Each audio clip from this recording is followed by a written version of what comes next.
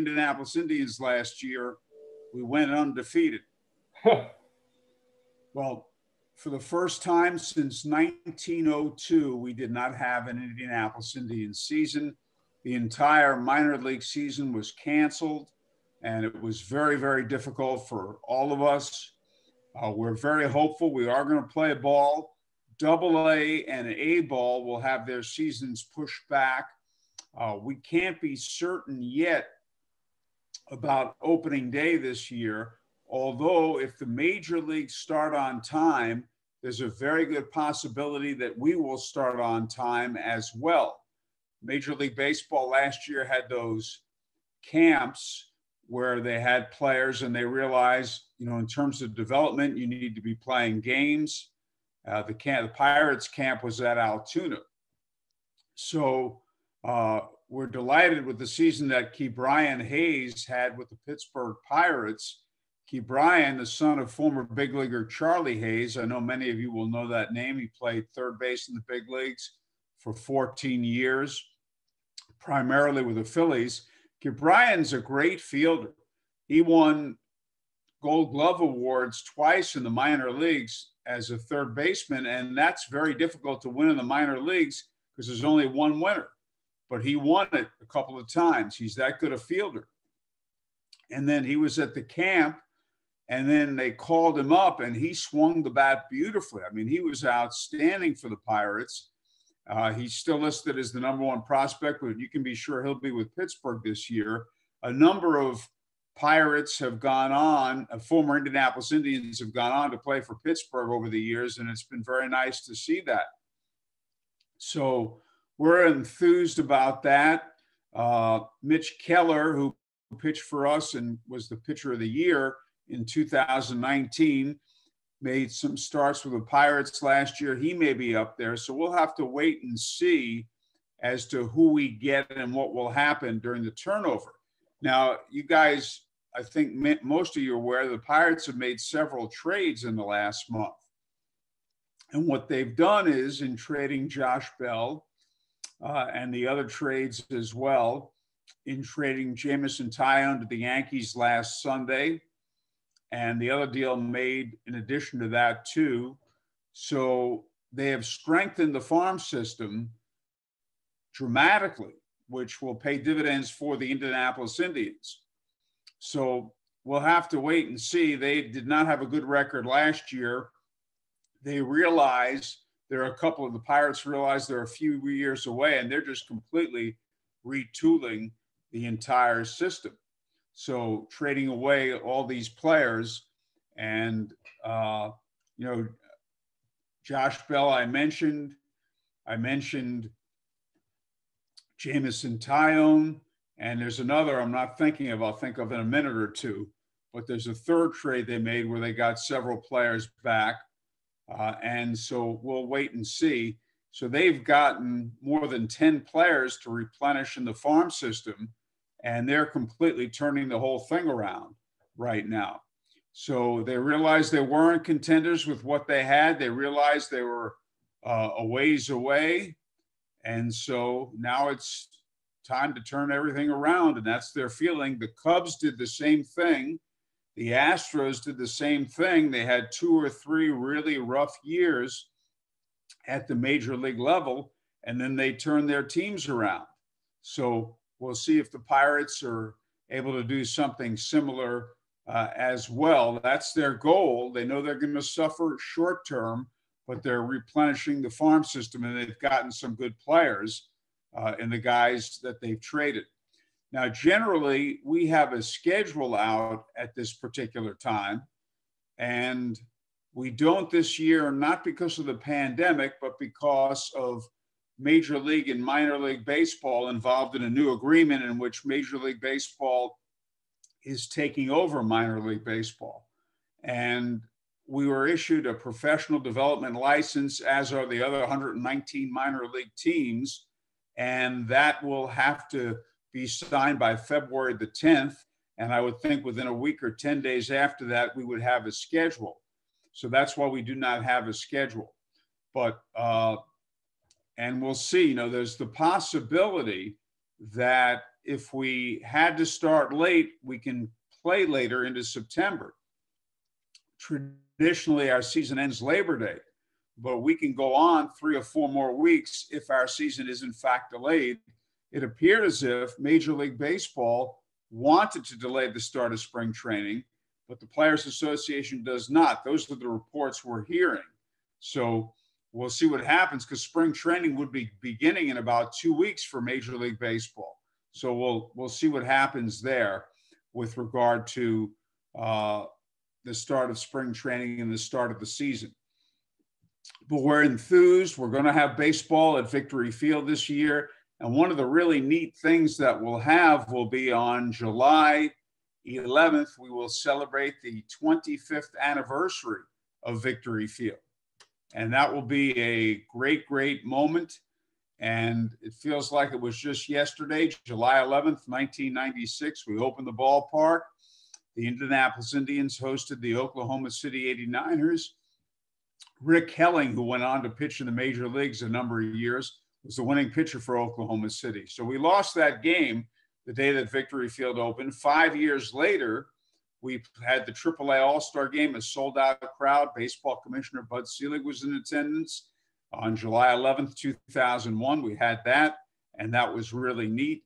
And so we've had other great moments. Ian Snell throwing a no-hitter, May 15th, 2005. In 2000, we won the Governor's Cup, the AAA championship, the International League Championship at Victory Field on a Friday night in Game 5 in a best-of-5 against Scranton. And then we went to Las Vegas and won the AAA World Series. Now, we haven't won a championship since then. 2015, we came extremely close. We went to a 5th and deciding game against Columbus, but Columbus beat us in that game. And so we did not win the Governor's Cup that year. We finished in tie first place with Columbus. We won our first round series against Scranton. And Columbus won the first 2. We won the next 2, but they won the 5th and deciding game at Victory Field. So there have been a lot of great moments over the years. We're so privileged to have seen them. There's much more to come. I should tell you that one of the reasons Victory Field looks so pristine and is so great is that the Indianapolis Indians pay and are responsible for all the upkeep, and our front office and our maintenance people do a wonderful job of that, and they deserve a lot of credit for that. At the old ballpark at Busch Stadium, the city was responsible, and Max Schumacher did a very wise thing when he negotiated the lease with the CIB. He told them that we will be responsible, the Indianapolis Indians, for all the upkeep, and it's worked out great. And this ballpark is one of the best minor league ballparks, if not the best, in all of North America. And it's wonderful just to look up every time and see the downtown skyline. That's a neat thing we have going for us. We did make use of Victory Field in some respects. We had some movie nights out there. We had golf out there. Those things were popular this past season, but it can't take the place of baseball.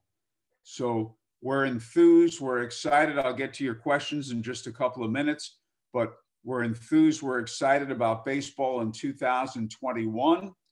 And as I said, it was the first time since 1902 we had no Indianapolis Indians baseball. I mean, you had 2 world wars, you still had baseball, you had all kinds of things, but the pandemic forced the season to be canceled. So AA and A ball are starting their seasons later this year. We're not sure when, but AAA players are going to spring training. AA and A players may not be going to spring training on time the way the Major League and AAA players are. So one of the neat things that you'll have at Victory Field this year, which we would have had last season, one of the new things is the Elements Financial Club. And that is a club that will be on the press level, the same level as the press level and the suite level. And it's a club where people can make reservations, but people, groups can come, but individuals can come as well. And I think you'll really like that.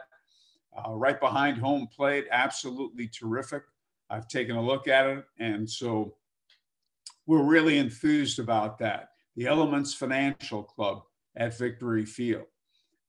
The Indianapolis Indians, the last two seasons in 2018 and 19 were in first place, but we did not finish well. In 2018, it was the final 3 weeks that did us in. In 2019, we had a great first 2 months. We were in first place. Then we had a very rough mid to late June, early July. We fell 11 games back of first place Columbus at the All-Star break. We went on to cut that lead to 5, with Columbus coming to town for a 3-game series. And we had a lead early in game 1, but we didn't hold on, and Columbus swept the series, and that took care of our chances for 2019. So the Pirates, when all is said and done, will still be our parent club. We've had what are called working agreements with the parent clubs before, but that is all changing under the new umbrella of Major League Baseball taking over minor league baseball. We are issued professional development licenses instead. And to you coming to games, I don't think much is going to change at all when you come to Victory Field, but just in terms of the way things are done now, they will be done differently in that the minor leagues will not be independent as they've been. They won't have their offices. And so we are now working with Major League Baseball, and they have taken ownership of the minor leagues. So that's the reason we don't have the schedule yet, but I think we should have it, by mid to late February. There are changes in our league as well. If all goes as planned, and it probably will, meaning that the 120 teams, minor league teams that have been sent professional development licenses, all sign them. In our league, instead of having a 14-team league, which we've had, we will have a 20-team league. And the Pacific Coast League, instead of having 16 teams, will have 10 teams. Now, new in our league will be Iowa, Omaha, those two.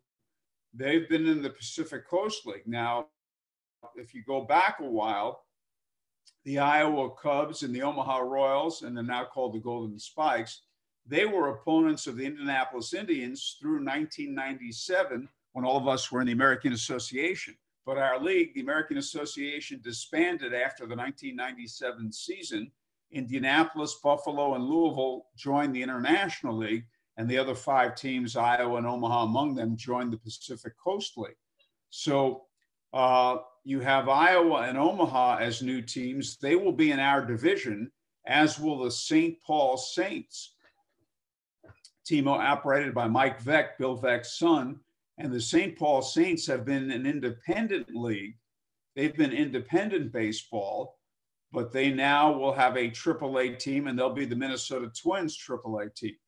The Rochester Red Wings, who were working with the Minnesota Twins, now are working with the Washington Nationals. They're the parent team of the Rochester Red Wings. So what's happening is you have an expanded division. Instead of 4 teams in our division, we'll now have 7: Indianapolis, Louisville, Toledo, Columbus, St. Paul, Omaha, and Iowa. The International League North Division remains the same 6 teams.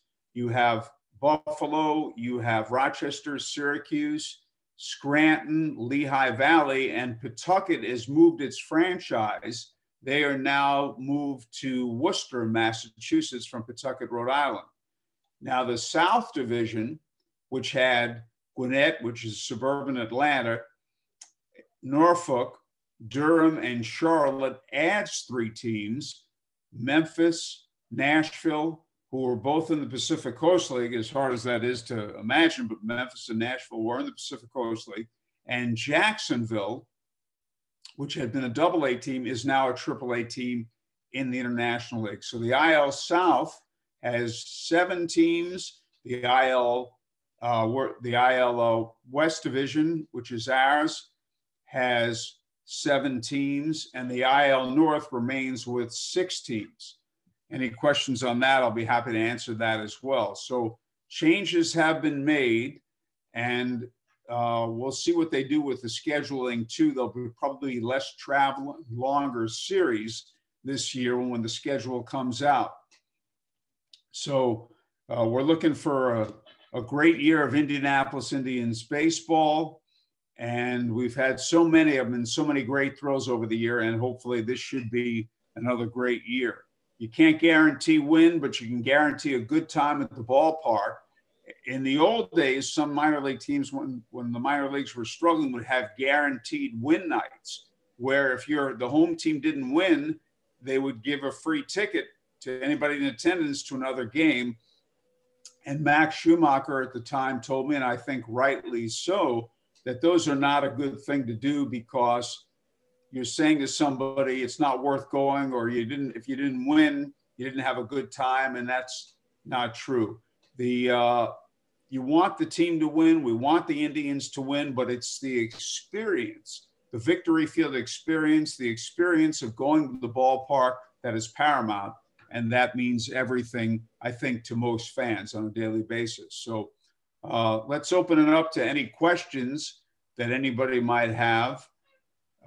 If you want to do them. Hand raised, Howard. I'm going to, you went on a little bit about the team rearrangements when it comes to the different leagues and the different divisions. What do you think are the most significant rostering rule changes that might emerge from the renegotiated agreement between major and minor league baseball? Well, here's something else that I should point out too, which is very significant, which would have gone into effect in 2021. And this thing is a win-win deal for both the major leagues and the minor leagues. And that is this, that rosters would expand to 40 players, or up to 40 players come September. And so minor league teams would lose players for the postseason. Minor league teams would play the whole season, and then all of a sudden lose 4, 5, 6, 7 players. So under the new agreement, major league teams will have 26 players instead of 25, and will expand to 2 more players in September to 28.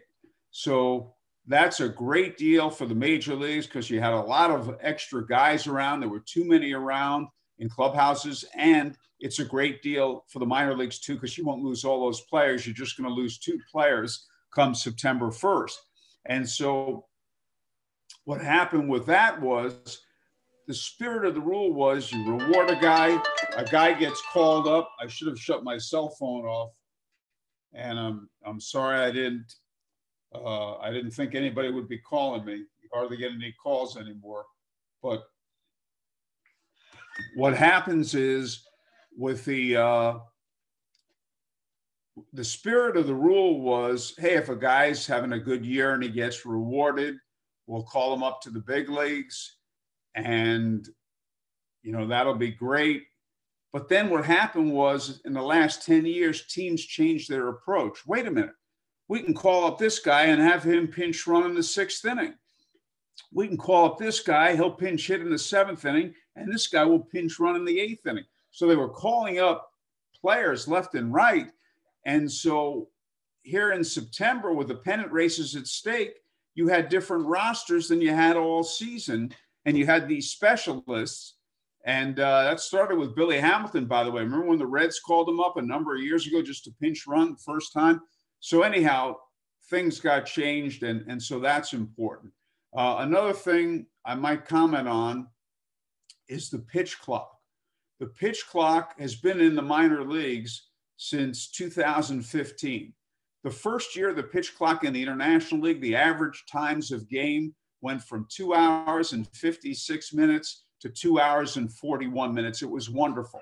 Within a couple of weeks, everybody adjusted to the pitch clock.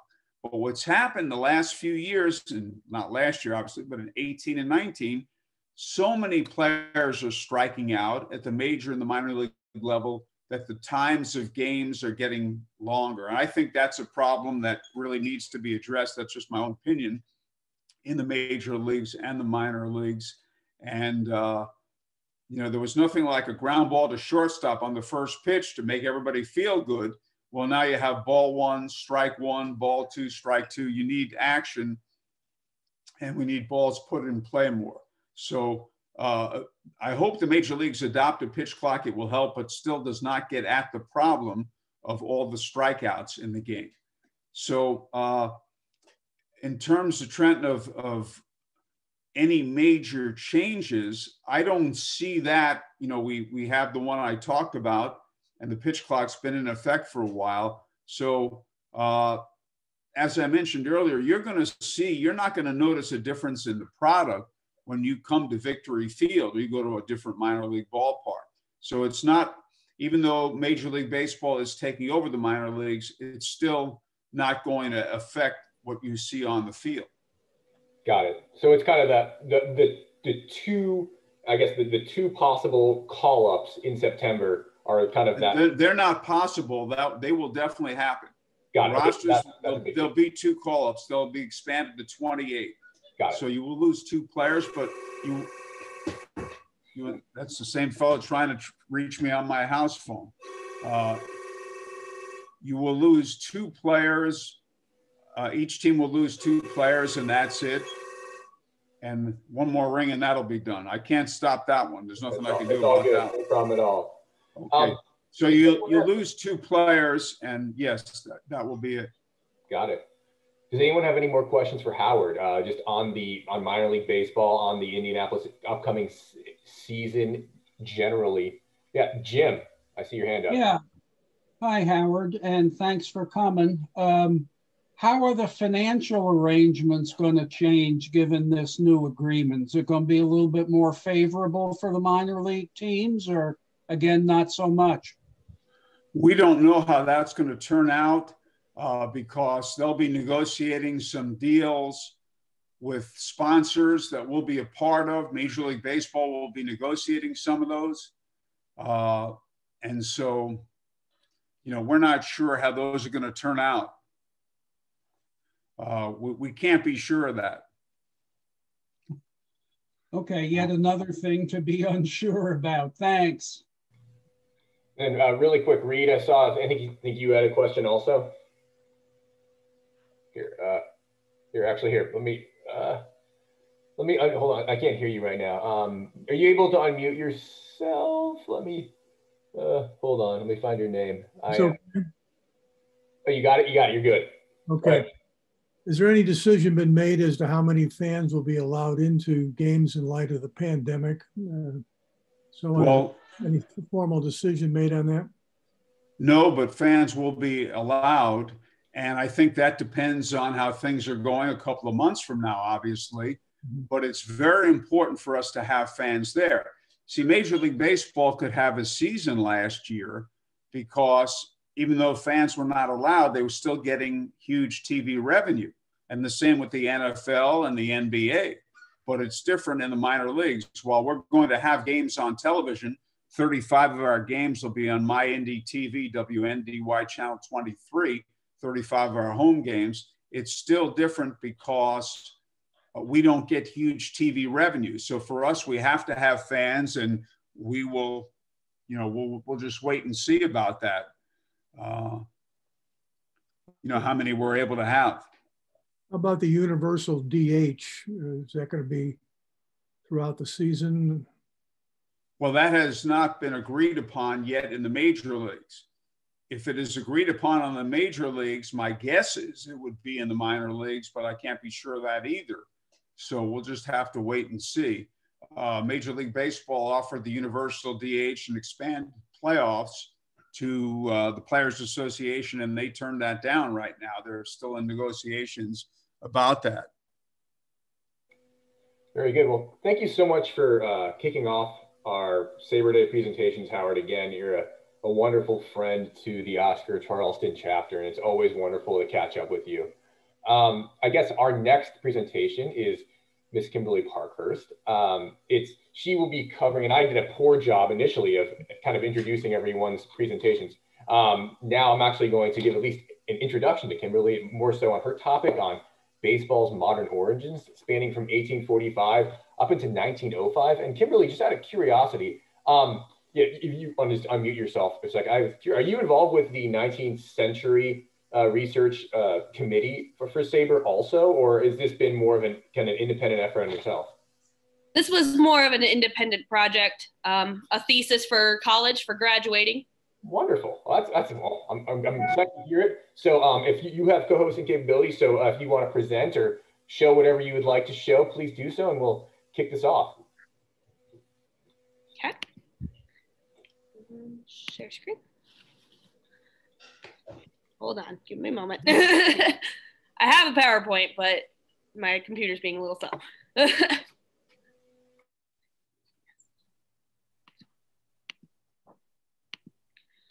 If it doesn't work, that's not the end of the world. Also, Kimberly, if you have trouble, if you want to email it to me as attachment, I can be sort of the slide shower and click us through if need be, if that would help. Yeah, let's do that real fast. Yeah, just send it to me and it'll take 30 seconds to pull up.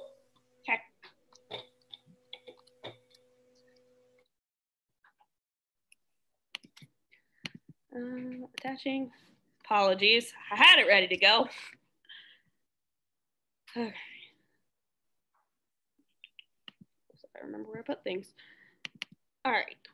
So as we are getting this set up, I can kind of give an introduction a little bit about what I did, looking at why I did this and where I was going with this. So like I said, this was an independent project for an honors thesis. I was really interested in watching the baseball documentary by Ken Burns, and I was very intrigued by a lot of the messiness of the origin of baseball. There's a lot of records of baseball, but without a whole lot of actual fact and solid date, solid information. So I really wanted to look at where it started and how we got there from starting out in around the mid 1800s. So that was kind of my thought. Hopefully that PowerPoint has come through.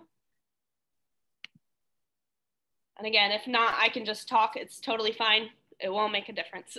Yeah, it has not showed up in my inbox quite yet. Yeah, if you want to just, I to the extent that you're able to, you know, just speak without the visual aids, you could. That would be amazing. And as soon as I receive it, I will set it up and share the screen. Absolutely. So to start out, baseball has been around for a very long time, or different variations of the sport have been around for a very long time. In fact, it has been around for so long that the European colonists, as they came into North America, as they settled in their colonies, they had a lot of different bat and ball games that they brought with them. Some of these you might have heard of, some of these you may not. But as they settled, as the states grew, then they were able to develop and grow more of these games and then regulate them as well. So some of these similar games, the first one is obviously going to be cricket. Cricket was played on a very large field with innings, and it also has umpires who are able to supervise and call decisions. Another popular game was the game of wicket, which was a 2-inning game with as many as 30 players per side. So we are starting to see some differences, but also some similarities. The next game that we like to include is the Massachusetts game. So this game was played in a square and had 4 bases, pretty similar to baseball as we know it. Obviously that's played in a diamond. And the last one, many like to include the game of rounders. Rounders is often a popular one you hear as an origin of baseball. However, rounders is very difficult to include because there was no record of the game of rounders being founded anywhere before 1828, whereas rules for English baseball were written down in 1796. So that is very difficult to include rounders into the list, but many historians do, some do not. Just kind of showing some different similarities, some different differences of these games. In addition to the origin of the game of baseball itself, it is also difficult to understand the actual date that baseball began. So in the early 1900s, Albert Spalding, who managed the Chicago White Stockings, who then later became the Chicago Cubs, he organized a commission to try to find the American origins of baseball. And as they were going, they found a ball supposedly owned by Abner Doubleday. Many of you have probably heard the story of Abner Doubleday. In Cooperstown, New York, in the summer of 1839, he wrote down the rules of baseball, and the rest is history.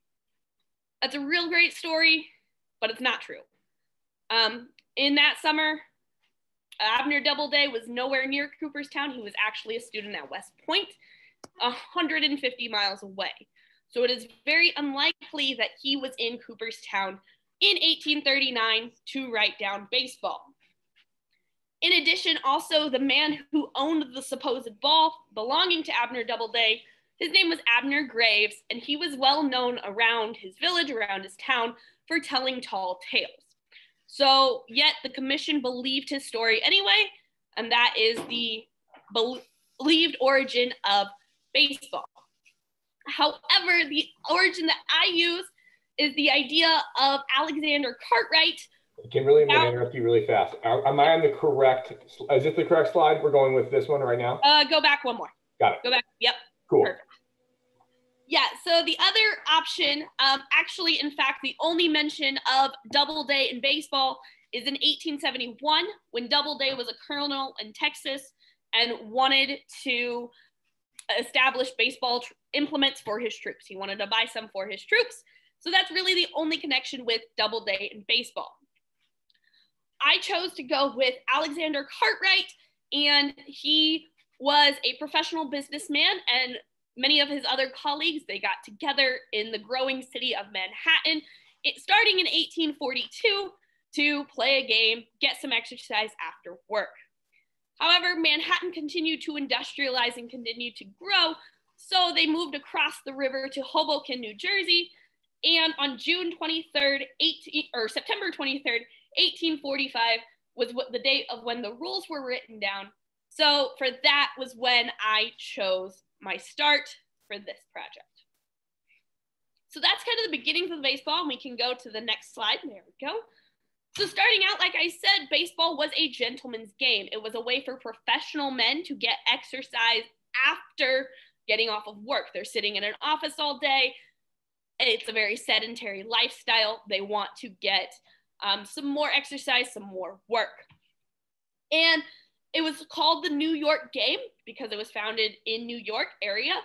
And like I said earlier, there were so many other renditions of a form of baseball, bat and ball games, that nobody could imagine it would become the national sport or the national pastime. There were just so many that this was called the New York game because it was located in New York. The members had dues, so it was a very formal, very social club. They had dues that they had to pay. They had a lot of rules that they had to adhere to. And the way that this would work for them to establish a match with an opposing team was that they would set a challenge in the newspaper. So they would write their challenge, hey, we want to play this game with someone. And it took about a year for another team to answer the call. The New York Nine were the first team to answer the call, and the first game happened in June 19, 1846. So even though the Knickerbockers were the ones who started baseball by writing down the rules, they actually lost that first game 23-1. By 1849, you saw teams have an official uniform, so that way they could all be recognized as a member of the team. Yet even despite that first match, it wasn't super popular. There were very few matches until 1854. They started getting a little more popular then. And a really big reason for that was that print helped popularity of baseball to spread. Once the rules of Alexander Cartwright's New York team, once they were published, then the other teams were able to regulate themselves and have matches, have baseball, and spread it that way. So the print helped the baseball to spread, and then it got so important that in 1857, the New York Knickerbockers and 15 other teams formed the National Association of Baseball Players, or the NABBP, So this was the first attempt at an organization for baseball, first union, first organization. And one of their big stipulations was that they were not allowed to pay players. This was a recreation. This was just for fun. This did not have any sort of finance attached to it. And so before the Civil War, in this time period, the three most popular cities for baseball were New York, Boston, and Philadelphia, very much on that eastern seaboard. And that's where most of the games were played. And we can go to the next slide. Cool. So I mentioned that the Knickerbocker rules were published in print, which helped the sport to spread. They had 20 rules to start out with. Six of those rules actually were dealing with player and club conduct. So it was very important that these men still be professional and that they still be well respected by society. They had a lot of stipulations, including those dues that I mentioned, and all of these other commitments that they had to make. So the field was a diamond-shaped field, obviously, with the bases being 90 feet apart at each corner, with 42 paces separating first and third base. And these bases were also run counterclockwise, which was very different from any other game that you saw at this time. Every other game ran the bases clockwise, and yet baseball runs counterclockwise. Pitchers started out 45 feet away. They threw the ball underhanded, and they had a running start. There was one lone umpire who was very well dressed, who sat at a table along with third base and only interfered with a conflicting decision. Very different than what we see now, where umpires are very involved in the game. But he sat at third base, and it was very much a game of honor and a game of respect. And there were also foul lines, 9 players to a team, and an equal number of innings with 3 outs per inning. And there were no called balls or strikes. Batters would recommend and request the pitches that they wanted, and then the pitcher would oblige and pitch them the right way. But 3 missed swings was a strikeout, and there were 3 outs per inning. So originally it was 21 runs that won the game, but this was changed to 9 innings in 1857. So we see the runs go down very quickly. And in 1858, the umpire was allowed to call strikes on missed good pitches. So as baseball is getting its start and we go into things like this, it is completely rocked, once we go to the next slide, by a huge event. And that event is the Civil War. Many men went off to the Civil War. Many men did not make it home from the Civil War due to injury or illness or any other reason. So as a result, because there were very few men to play, many of the places lost interest in baseball, where New York City alone was able to maintain that same level of commitment. Pretty much every other city that enjoyed baseball before the Civil War had to drop off in some way. And as these men went off to war, they would bring baseball with them. Baseball was an approved form of recreation and was able to be played pretty easily anywhere.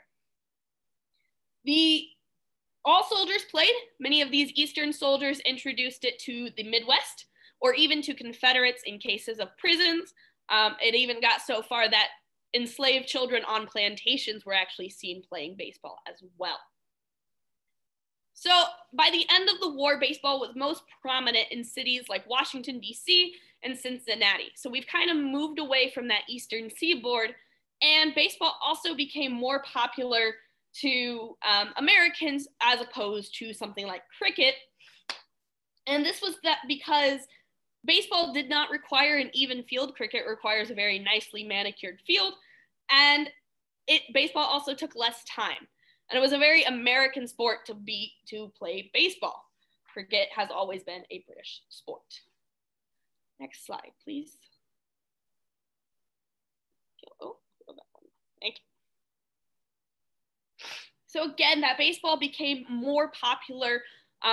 They were able to play in any location between battles, as the battles were few and far between, and they had a lot of time in camps. Then, like I said, with Cincinnati and Washington, D.C., it also created this shift in baseball. Many of the prominent people who had been involved prior to the Civil War had stepped out because they were injured or they were too old or all of these other reasons. And so it really changed a shift in baseball, making it from a gentleman's game more into everyone's game. And speaking of everyone's game, in the mid-1860s, was the first time that we're seeing all Black teams. And these all Black teams actually played against all white teams within a few years. So even though the teams were still mostly segregated, they were still playing with each other. They were still competing with those teams. And in 1864, the umpires could finally start calling balls. This also meant that instead of just a conflicting decision, umpires would actually be involved in the game, which again is what we see today. One of the most popular plays at this time, one of the most popular ideas, was this idea of revolving players. And so revolving, just think of it like a revolving door. This is where you are switching teams based on who would provide you the best offer. So like I said, for paying players was forbidden, was not allowed, but these teams found other ways. Sometimes that would be in the form of bribery, or sometimes that could even be in the form of minor government positions to help them get onto their team. And with that, there was really no contract. There was no idea of this and how this is going to work. So it was a lot of conflict and a lot of turmoil in this idea of baseball after the Civil War. So finally, in 1869, the NABBP finally gave in, and they were like, okay, fine, you can pay your players. Cincinnati was the first publicly paid team. It's often believed they were the first paid team. That might not necessarily be the case, but they were very upfront and very public about that. So the Cincinnati Red Stockings, real fast before we switch, they were a very good team, very strong team. And with that, they won a lot of games. They endured a lot of fans. However, that streak, like we all know, doesn't last forever. They did lose on June 14th, 1870, and this was after more than 80 consecutive wins. So losses continued after this, morale dropped, and the club was actually disbanded before the end of the season. But it was still revived. So that is as we head into the 1870s and on. We can go to that next slide now. Awesome. So after all this conflict, the NABBP kind of just folded and collapsed. It didn't have a whole lot left in it. And so in its place rose the National Association of Professional Baseball Players, also called the National Association or the NA. So these original teams are the ones you see here: New York, Troy, Philadelphia, Washington, Cleveland, Rockford, Illinois, Cincinnati, Fort Wayne Kikiongas, and Chicago White Stockings. Shortly after the league started, Boston joined, and then later on, Fort Wayne ended up dropping out of the league, so Brooklyn took their place. Boston had the best team. They had all of the best players, and they were very unstoppable and won the championship of the NA 3 times between 1872 and 1875. In 1874, many Boston and some Philadelphia players actually went to England to introduce baseball to them. The British were unimpressed with this idea of this different bat and ball game and actually challenged them to 7 games of cricket.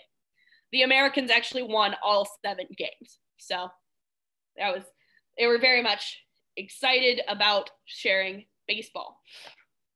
So in this league was defined by very poor player conduct. These players drank excessively. usually right before, right after games, and all the time in between. They would purposely lose these games to win bets, so then they could get more money, and they were still revolving with no contract.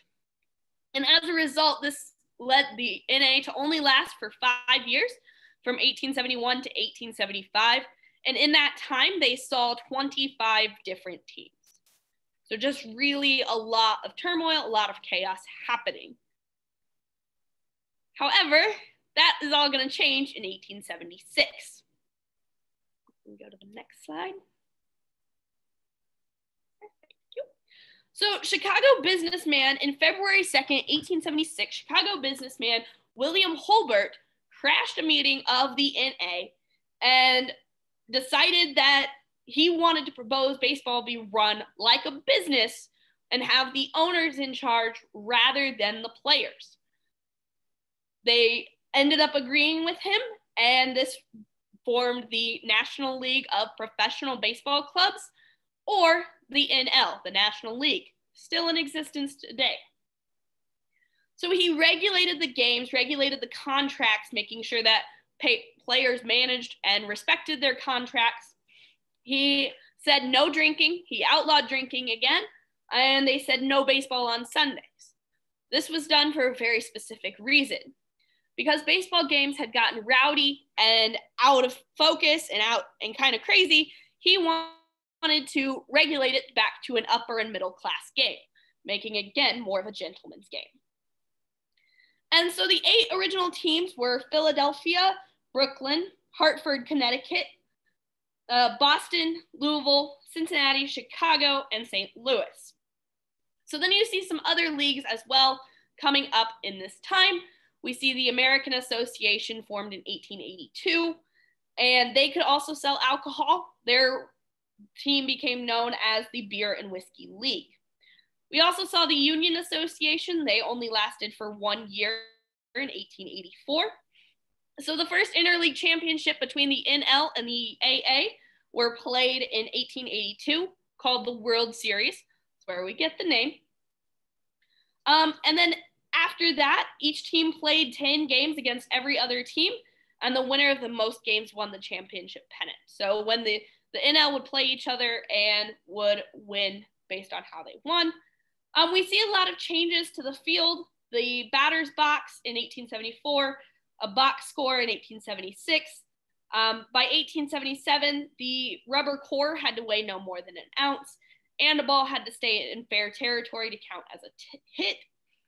Overhand pitching was introduced in the mid-1880s, and by 1889, the number of balls had gone down from 9 to 4.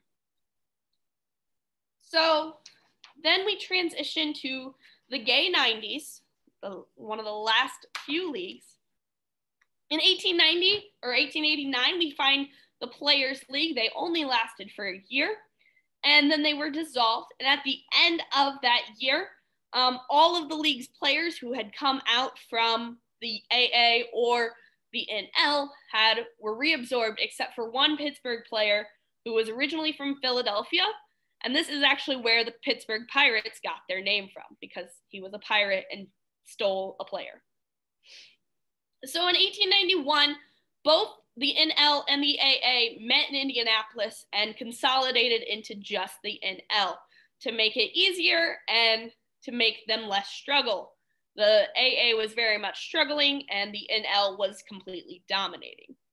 We find some other leagues like the Texas League, but that was dissolved in 1892. The Western League in 1893, Van Johnson becomes president. We'll talk about the Western League in a bit. So the gay 90s were marked by intimidation and dirty play, especially Baltimore and Cleveland, but Boston Bean Eaters made it scientific and were doing signaling, place hitting, hit and runs, things of that nature. And in 1893, the pitching box was replaced by a 12 by 4 inch piece of rubber.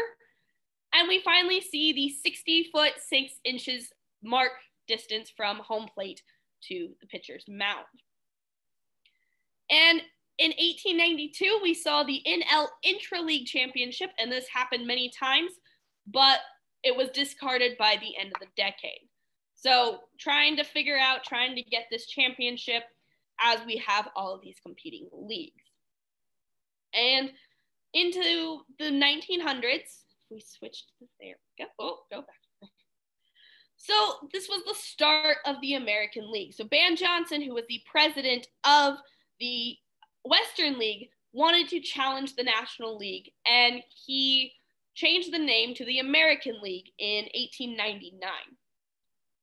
So by 1900, Johnson had established teams in Boston, Philadelphia, Washington, and Baltimore.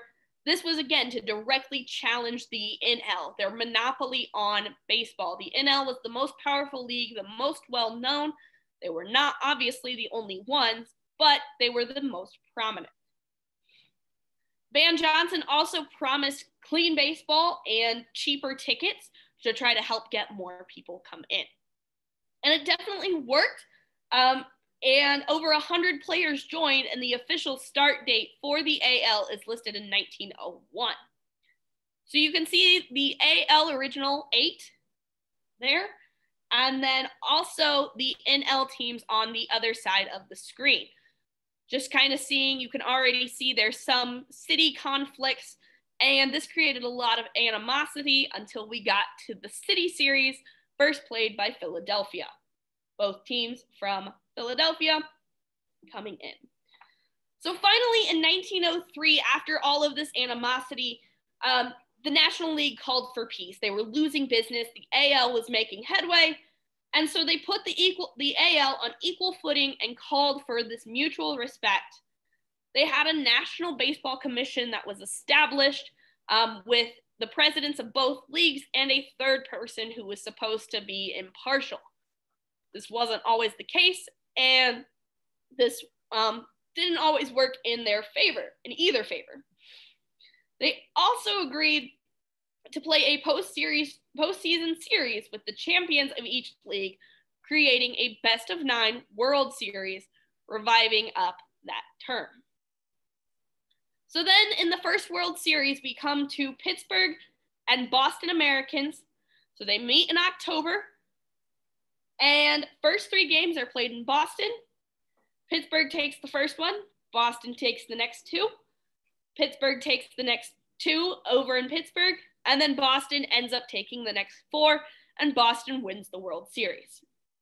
Again, so you can see in my picture there, they are the Boston Americans win the first World Series.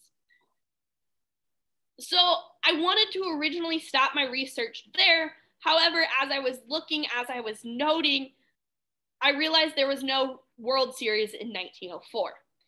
And this was because the New York Giants, who were the best team in the NL at the time, did not think that the AL were equal, and they said they would not play if they won. They ended up winning. They did not play. There was no World Series in 1904. But in 1905, everybody wanted to see more baseball, see more postseason like this. And so that one was the New York Giants and the Philadelphia Athletics. And that is the only World Series where every single game was a shutout. New York ended up winning that one. So they did win their World Series. And from then, it has been an annual tradition since. So I know I ran a little over, but are there any questions about? I think we have time for one quick question if anyone has one. Oh, Jim, I think you got your hand raised. Go for it. Yeah, here's a weird one for you. In any of your research, have you or has anyone come across an explanation for why the bases were at 90 feet? Was that just a limitation of the park they were playing in? It honestly might have just been that limitation. I didn't find anything to confirm or deny, but it very much could have been just that limitation. Great. By the way, if you had been in one of my classes, I'm a retired college professor, I'd give you an A+. Thank you so much. Thank you. Well, it looks like we can move on. I'll stop sharing here. So, Andrew, are you all ready to go? You think you can get your presentation up? Yes, let me, I have my PowerPoint here. Let me try to do a share screen. Share. Okay. All right. Now. All right. Can everyone see the blue screen that I have here? With my title and my name on it. Yeah. Everything's good. Awesome. So this was the first time I'd ever done baseball research for a SABR chapter. So I wanted to jump in on a topic that I found out when I came here, and I didn't realize that Hank Aaron played for a team that was in Indianapolis. So I wanted to jump in and see what I could find.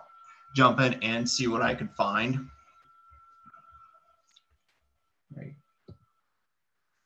So the major two sources I consulted when I was trying to research Hank Aaron's time and his relationship with the city of Indianapolis.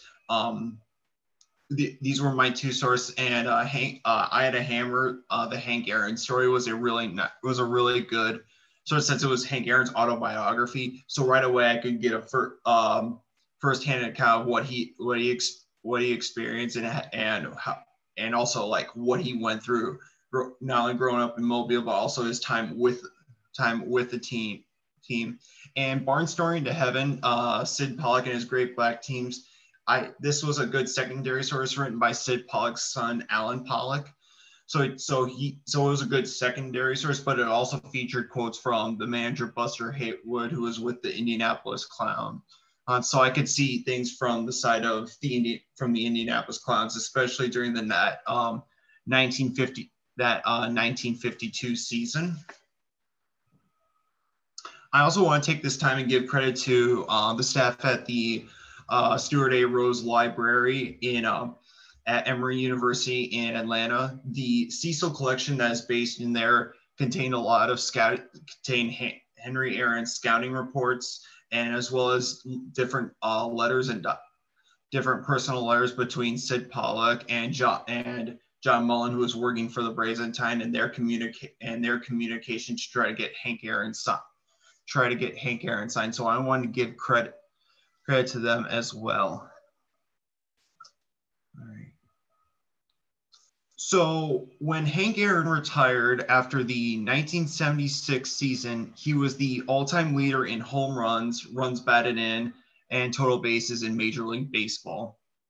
As of 2021, Aaron still possesses two of those three records. Yet what makes Aaron's baseball career stand out, aside from the records, is that it almost never happened. The signing of Hank Aaron by the Negro American League's Indianapolis Clowns was the result of a series of watershed moments that got Aaron into professional baseball. In doing so, the Clowns opened the door for Major League Baseball scouts such as Boston's Dewey Griggs to recruit young Hank. Few opportunities were available for Hank Aaron growing up in segregated Mobile, Alabama at the time. African Americans obeyed Jim Crow laws throughout the nation, and Hank recalled how his father experienced racism in a variety of ways. From Hank Aaron's autobiography, I Had a Hammer, quote, "There were things that a Black person in Mobile just had to put up with, things more subtle than riding in the back of the bus and drinking at the colored fountain. If you were in line at the grocery store, a white person could just step right in front of you and you couldn't say a thing. When you got paid at the end of the week, your salary was whatever they wanted to put in that envelope. Once when Daddy went into the courthouse to get a license, a deputy jumped all over him for not taking off his hat," end quote. So to add to the setbacks Hank Aaron endured in Mobile, the all-Black high school he attended, Central High School, did not have a baseball team. Instead, the high school had a fast-pitch softball team where Aaron played pitcher, catcher, and infielder. At a young age, Hank Aaron had the drive to be a professional ball player and believed that his studies at Central High School were not going to help him. Instead of going to school, he went to shoot pool until Jackie Robinson and the Brooklyn Dodgers were on television. This got Hank expelled from the school, and his father made sure to get his education at the private Josephine Allen Institute. Hank Aaron found a way to impress others with how well he batted in fast-pitch softball games and later recreational baseball leagues. Having no prior knowledge of batting grips, Aaron batted with his right hand on the bottom towards the knob and his left hand on top. So even with an unusual cross-handed grip, Aaron would routinely make contact and stick with the grip. It was during these recreational softball games when one of many watershed moments occurred. Ed Scott, manager of the Mobile Black Bears, witnessed Aaron's hitting ability and asked the young teenager if he would like to play for the team. Aaron agreed to play, but it was on a part-time basis, for Aaron's mother wanted him to focus on school and get an education. So on Sundays, when the team played in nearby Pritchard, Alabama, Hank Aaron was the starting shortstop of the Black Bears for the summer of 1951. Little did Aaron know, Ed Scott was a scout for the Indianapolis Clowns. Ed Scott would routinely send scouting reports of Hank Aaron's performance to Indianapolis Clowns business manager Bunny Downs. A contract offer was sent to Hank Aaron, but Aaron's mother wanted him to continue to study through the fall. Later that summer, the Brooklyn Dodgers came to Mobile to try out young African-American ball players. Aaron appeared to have his opportunity to join his favorite team, the Brooklyn Dodgers. Alas, it was not to be. The Dodgers passed on the young prospect, believing he was too skinny to play for the team. With a small frame, Aaron did not stand out immediately in the crowd of bigger, stronger prospects. As he studied at the Josephine Allen Institute, Aaron wondered if he would ever succeed in baseball. At the turn of the new year, Hank Aaron would check the mail every day to see if there was a contract to play for Indianapolis. Before the start of spring training, Aaron received that precious contract, which he immediately signed. For $200 a month, Hank Aaron was finally a professional baseball player for the Indianapolis Clowns. Now, the Indianapolis Clowns were not only one of the most talented Negro American League teams in the field, but they were also masters of showmanship. Known as the Harlem Globetrotters of baseball, the Clowns would perform comedy acts while simultaneously play the game. The leader of the group was Richard King, or King Tut, and he was considered the soul of the Indianapolis Clowns. With his partner Specs Bebop, Tut and the Clowns were a must-see spectacle of Negro League baseball games during the years of segregation. One of the famous routines between the two teammates was pretending to go fishing in the infield. Using baseball bats as oars, Tut and Bebop swam across the imaginary wires and went fishing with another baseball bat. When Tut got a big fish, both him and Bebop pretended to struggle, lifting the fish, and fell overboard or into imaginary curtains. Yet in 1952, the Negro Leagues were considered a shadow of themselves. After Jackie Robinson signed with the Brooklyn Dodgers, the Dodgers became the most famous team for blacks in baseball. When reflecting on the new changes in Negro League baseball, Kansas City Monarchs owner Ted Barr noted that the league was down to only 6 teams, as the Baltimore Elite Giants had to merge with the Birmingham Black Barons after the 1951 season. Despite winning the Negro American League Championship the following year, the Clowns entered the next year without a starting shortstop. With the talent of the Negro League teams diminishing, owner Sid Pollock needed to bring in a quality player to not only fill that position, but would help the Clowns win games and fill the stands. When writing to Pollock, Ed Scott described the new 16-year-old shortstop as someone who, quote, could rip the hide off the ball, and also, quote, he hits the ball like few I've ever seen. Now, for Hank Aaron to fine-tune his skills, he had to earn the respect of his new Indianapolis Clowns teammates. This was an arduous task, as many of the veterans hazed young Hank for his worn-out shoes and small frame. It was considered commonplace back in the 1950s for veterans to demean and rattle players. And given his small 150-pound frame, Hank Aaron was considered an easy target for the veteran Clown players. Oftentimes during batting practice, a veteran would demand Hank to get out of the batting box. As Hank Aaron put it, many of those players were simply hanging on to the money they were collecting at the time. Most, if not all, of his teammates once wished to play Major League Baseball, but were passed over because of race. Playing for the Indianapolis Clowns was all they had to hold on to. But with all the put-downs that he endured, Aaron was convinced he would be back at the Josephine Allen Institute. When Aaron did get into the batter's box, his hitting flourished in the Negro American League.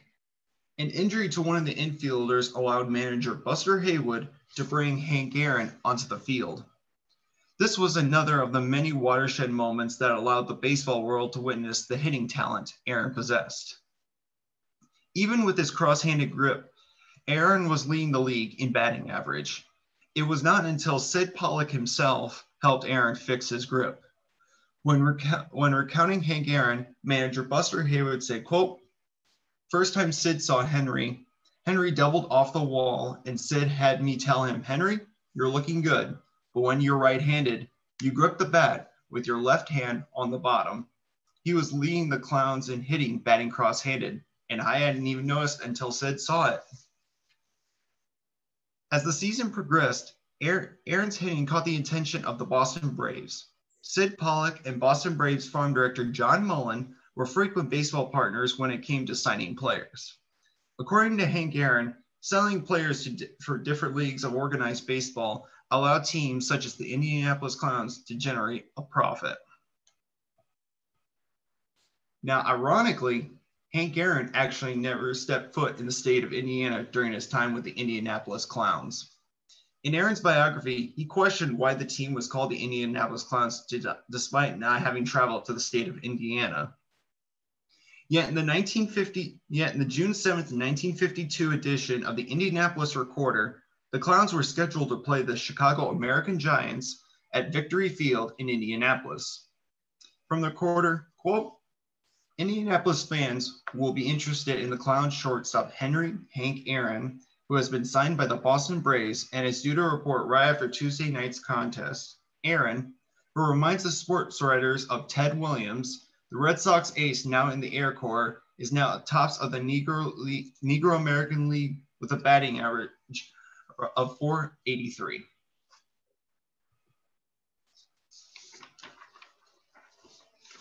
Boston Braves scout Dewey Griggs saw Hank Aaron in action towards the end of May and came away impressed with how Aaron swung the bat. In a doubleheader matchup in Buffalo, New York, between Indianapolis and the Memphis Red Sox, Aaron went 4 for 5 in Game 1, including a perfect bunt double down the third baseline. In Game 2, Aaron hit a 330-foot home run, dropped another perfect bunt, and came up clutch with a bases-loaded single. While the hitting remained constant, it did not mask his defensive shortcomings at shortstop. In those two games, the slippery infield made it hard for Aaron to make plays going from left or right. When attempting to get the base runner, Aaron would make throws underhand or sidearmed, despite having what Griggs considered, quote, "plenty of time to gun the ball from deep short overhanded."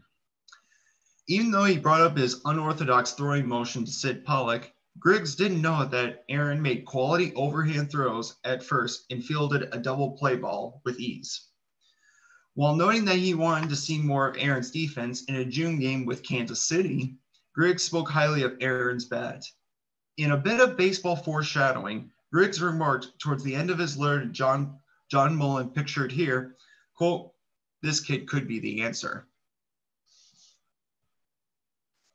On May 27, 1952, an offer was made by the Indianapolis Clowns to the Boston Braves for Hank Aaron. Sid Pollock offered Aaron to Boston for $10,000 with a down payment of $2,500 and a monthly salary of $350 a month. From Sid Pollock, quote, "I feel this youngster is another Ted Williams in the hitting department and can hit to all fields as well as lay down bunts. and his fielding right now leaves little to be desired, outside of a bit of polishing off getting off his throws. So Pollock's own scouting reports directly reflect that of what Dewey Griggs saw in the games in Buffalo. The Boston Braves reached a deal with Indianapolis on June 11th, 1952. In his last game, Hank Aaron singled twice in Comiskey Park against the Chicago American Giants.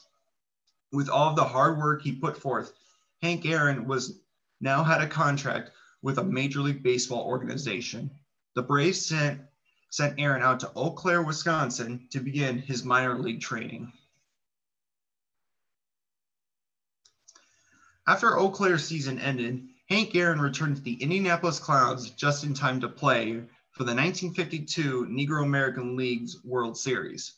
The Clowns, winners of the first half of the season, were matched with the Birmingham Black Barons, champions of the second half of the season. Similar to the regular season, the World Series was played in a variety of different cities. Those cities included Birmingham, Memphis, Little Rock, Hot Springs, Arkansas, Nashville, and Knoxville.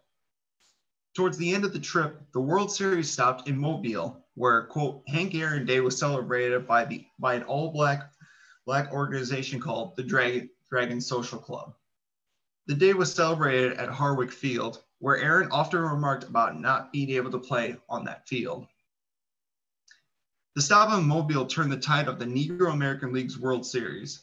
The Indianapolis Clowns were down 5-3 when Aaron and the group got back to the series with wins at Mobile. A trip to New Orleans clinched the championship for the Indianapolis Clowns for the third straight season. Hank Aaron would finish the Negro American League World Series with a batting average of 405 home runs. This was Hank Aaron's last hurrah with the team, for he would begin his career with the Boston Braves and later the Milwaukee Braves. So, although Hank Aaron never played a game in baseball in Indianapolis, he was a vital part of the Indianapolis Clowns' 1952 season. The signing of Hank Aaron by the Negro American League's Indianapolis Clowns was the result of a series of watershed moments which got Hank Aaron into professional baseball. Ed Scott, Bunny Downs, and Sid Pollock gave Hank Aaron the opportunity to perform at a professional level. In doing so, Hank Aaron honed in his baseball skills with the Clowns before departing for the Braves. In the end, Aaron became one of Major League Baseball's greatest batsmen of all time, ironically hitting his record-breaking 715th home run against the team that passed on him back in Mobile. These were a variety of sources I consulted during my research.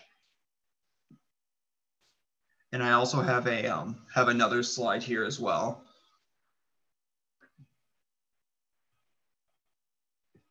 That concludes my presentation. Let's see. Stop share.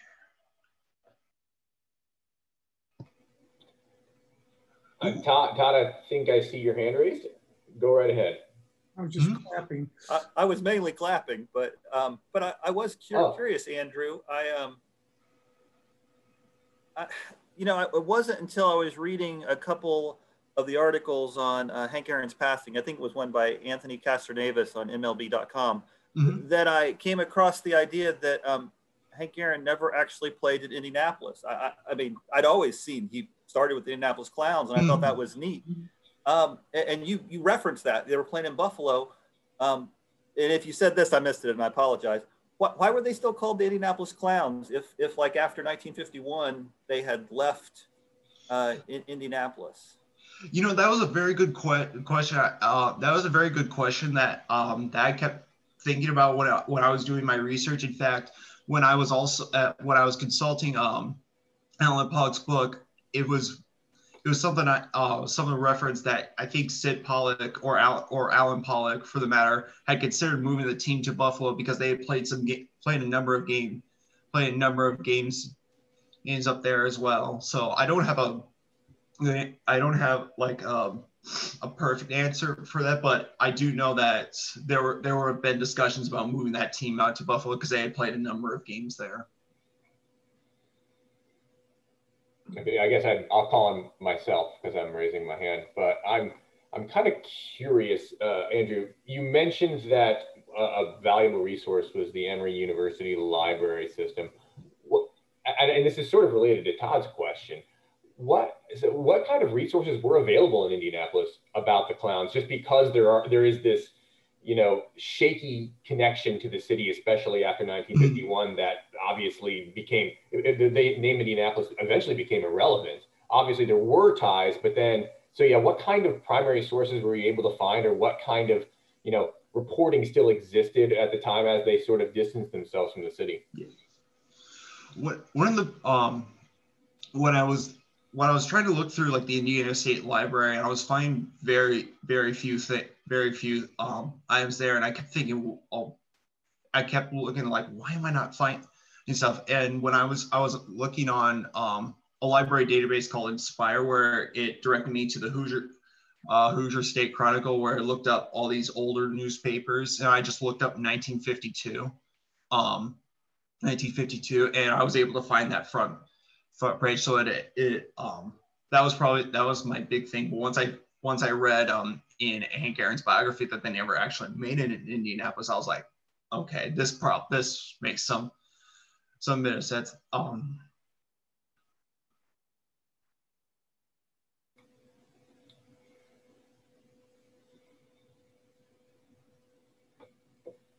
Anybody else have questions, or at this point, because we have no more presentations in a few extra minutes, just any musings they would like to share that we could almost pretend like we're all together like we would normally be. We're sort of together. I can see several faces. Yeah, I guess, Jim, are you clapping, or are you, that's clapping, it looks like. Okay, I got confused with Todd's clapping earlier, and I thought that was a hand raised, and I need to do a better job. It is, but we can wait. No, yeah, and so obviously no one came here and signed in to listen to me talk, because I really don't have very much important to say. So I would just like to, I think Howard signed off, but I would like to thank Kimberly and Andrew for taking the time to present, to put together these materials, to just help make our chapter's SABR Day at least as good as it could be given the distanced circumstances.